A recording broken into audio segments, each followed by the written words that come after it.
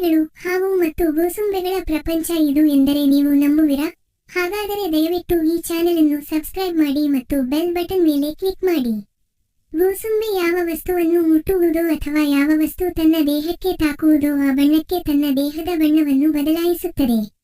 ಇದಕ್ಕೆ ಕಾರಣ ತನ್ನನ್ನು ಬೇಟೆಯಾಡುವ ಇತರ ಪ್ರಾಣಿಗಳಿಂದ ಮತ್ತು ಮನುಷ್ಯರಿಂದ ತಪ್ಪಿಸಿಕೊಳ್ಳುವುದಕ್ಕೆ. ಈ ಗೋಸುಂಬೆ ಆಡುವ ನಾಟಕವಿದು. ಆದರೆ ನಮ್ಮ ಜನರು ಇದೇ ರೀತಿ ಯಾರ ಹತ್ತಿರ ಹೆಚ್ಚು ಹಣವಿರುವುದೋ ಅವರ ಜೊತೆ ಹೊಂದಿಕೊಂಡು ಅವರ ವ್ಯಕ್ತಿತ್ವಕ್ಕೆ ತನ್ನನ್ನು ಬದಲಾಯಿಸಿಕೊಳ್ಳುತ್ತಾ ಅವರಿಗೆ ಬೇಕಾದ ಹಣವನ್ನು ಅವರಿಂದ ವಂಚಿಸಿ ತನ್ನ ವಶಪಡಿಸಿಕೊಳ್ಳುವರು. ಇದು ಹಣಕ್ಕಾಗಿಯೂ ಇರಬಹುದು ಅಥವಾ ಯಾವುದಾದರೂ ಕೆಲಸವಾಗಿರಬಹುದು.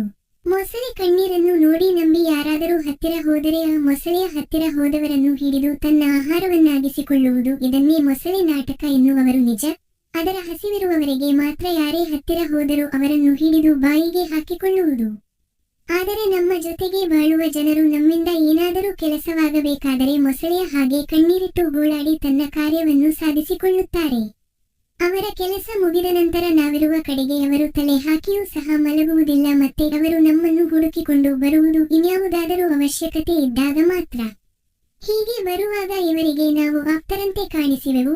ಆಗ ಇವರಾಡುವ ಮಾತುಗಳು ಹೇಗೆ ಇರುತ್ತದೆಂದರೆ, ಒಬ್ಬ ಸ್ನೇಹಿತನಾಗಿದ್ದರೆ, ಹೇ ನಿನಗೆ ನಾನಿದ್ದೀನಿ, ಈ ಸಂಬಂಧಿಕರೆಲ್ಲ ಸುಮ್ಮನೆ ನೀನು ನನ್ನ ಸ್ವಂತ ಭಾಮೈದ ನನ್ನ ಮನೆ ಅಳಿಯನ ಹಾಗೆ ಚಿಕ್ಕಪ್ಪ ದೊಡ್ಡಪ್ಪನ ಮಕ್ಕಳಾಗಿರುತ್ತಾರೆ. ಆದರೆ ಇವರು ನಮ್ಮ ಜೊತೆ ತುಂಬಾ ಅನ್ಯೋನ್ಯವಾಗಿರುವುದನ್ನು ನೋಡಿ, ಅವರು ಪ್ರೀತಿಯಿಂದ ಮಾತಾಡುವುದನ್ನು ನೋಡಿ ಎಲ್ಲಾ ವಿಷಯಗಳನ್ನು ಅವರ ಹತ್ತಿರ ಹಂಚಿಕೊಳ್ಳುತ್ತೇವೆ ಮತ್ತು ಅವರ ಕಷ್ಟಗಳಿಗೆ ನಮ್ಮ ಕೈಯಲ್ಲಾದ ಸಹಾಯ ಮಾಡಿರುತ್ತೇವೆ. ಆದರೆ ಅವರು ನಮ್ಮನ್ನು ಬಳಸಿಕೊಂಡಿರುವ ಸತ್ಯ ನಮಗೆ ತಿಳಿಯುವುದು ಬೇರೆಯವರ ಬಾಯಿಂದ. ಇವರ ಹಾಗೂ ನಮ್ಮ ಬಗ್ಗೆ ಇವರು ಕೀಳಾಗಿ ಮಾತಾಡಿದ್ದಾರೆ ಎಂದು ಕೇಳಿದಾಗ ಇವರನ್ನು ನಾವು ನಮ್ಮ ಸ್ವಂತ ಅಕ್ಕ ತಂಗಿಯ, ಅಣ್ಣ ತಮ್ಮನ ಹಾಗೆ ಭಾವಿಸಿರುತ್ತೇವೆ.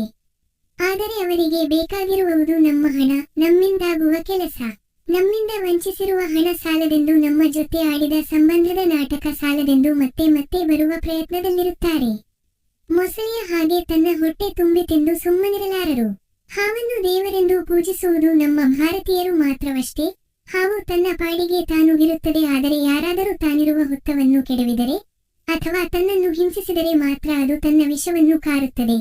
ಈ ಹಾವಿಗೆ ಯಾವುದೇ ದ್ವೇಷ, ಕೋಪ, ಹೊಟ್ಟೆ ಕಿಚ್ಚು ಇರುವುದಿಲ್ಲ. ಹಾವಿಗೆ ನಾಲಿಗೆಯಲ್ಲಿ ಮಾತ್ರ ವಿಷವಿರುತ್ತದೆ. ಆದರೆ ನಮ್ಮ ಜನರು ತನ್ನ ಮನದಲ್ಲಿ, ಯೋಚನೆಯಲ್ಲಿ ಬೇರೆಯವರ ಏಳಿಗೆ ಸಹಿಸಲಾರದೆ ಹೊಟ್ಟೆ ಕಿಚ್ಚೆಂಬ ವಿಷವನ್ನು ಸದಾ ತನ್ನಲ್ಲಿಟ್ಟುಕೊಂಡು ಯಾರು ತನ್ನ ಶ್ರಮದಿಂದ ಯಾರ ಸಹಾಯನೂ ಎದುರು ನೋಡದೆ ಜೀವನದಲ್ಲಿ ಮುಂದೆ ಬರುತ್ತಾರೆಯೋ ಅವರ ಮೇಲೆ ತನ್ನ ಎಲ್ಲಾ ಕೋಪವನ್ನ, ದ್ವೇಷವನ್ನು ಮನದಲ್ಲಿಟ್ಟುಕೊಂಡು ಹೊಟ್ಟೆ ಕಿಚ್ಚೆಂಬ ವಿಷವನ್ನು ಕಾರುತ್ತಾರೆ. ನಿಮ್ಮ ಜೀವನಲ್ಲೂ ಇಂತಹ ಮೊಸಳೆ, ಹಾವು, ಗೋಸುಂಬೆಗಳ ಪರಿಚಯ ಖಂಡಿತವಾಗಿಯೂ ಆಗಿರುತ್ತದೆ. ಹಾಗಿದ್ದರೆ ದಯವಿಟ್ಟು ಈ ವಿಡಿಯೋವನ್ನು ನಿಮ್ಮ ಎಲ್ಲಾ ಸ್ನೇಹಿತರಿಗೂ, ವಿಷಕಾರುವ ಹಾವುಗಳಿಗೆ, ಬಣ್ಣ ಬದಲಾಯಿಸುವ ಗೋಸುಂಬೆ, ಕಣ್ಣೀರಿಡುವ ಮೊಸಳೆಗಳಿಗೆ ಹಾಗೂ ಎಂದಿಗೂ ಯಾರಿಗಾಗಿಯೂ ಮಾರದ ಮನುಷ್ಯರಿಗೆ ಮತ್ತು ಪ್ರೀತಿ ಸಂಬಂಧದ ನಾಟಕವಾಡುವ ಜನರಿಗೆ ಶೇರ್ ಮಾಡುತ್ತಾ ಸಬ್ಸ್ಕ್ರೈಬ್ ಮಾಡುವುದಕ್ಕೆ ಹೇಳಿ.